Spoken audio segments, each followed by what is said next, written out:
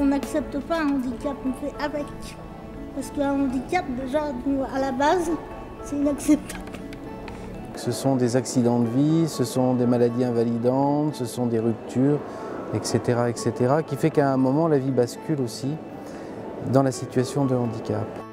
Le rôle de l'ADAT est primordial à ce moment-là et essayer de permettre à ce que les personnes aillent vers un certain niveau d'acceptation pour pouvoir avancer et pour peut-être trouver un sens à la vie. Je pense que leur moteur, c'est de mieux intégrer les personnes handicapées dans la société ou de faire ce qui est important pour les personnes handicapées pour qu'elles vivent mieux. L'accompagnement est au centre, en fin de compte, de l'ensemble du dispositif de l'ADAPT, qu'on soit sur le soin, la formation, le travail protégé, la scolarisation. Ce qui compte avant tout, c'est de construire avec les personnes un projet qui leur va, un projet qui va être pérenne. L'ADAPT permet aux personnes handicapées de s'insérer.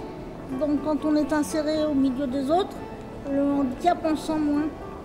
La manière dont on a construit notre campagne de communication autour de la semaine pour l'emploi des personnes handicapées a mis en avant le parti pris qu'aujourd'hui c'est très difficile de symboliser un handicap.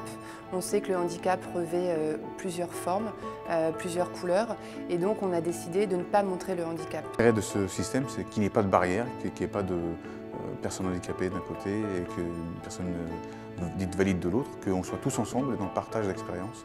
Grâce à cette insertion, on est plutôt défini par rapport à son projet de vie ou par rapport à sa personnalité. Enfin, moi, c'est ce que j'espère.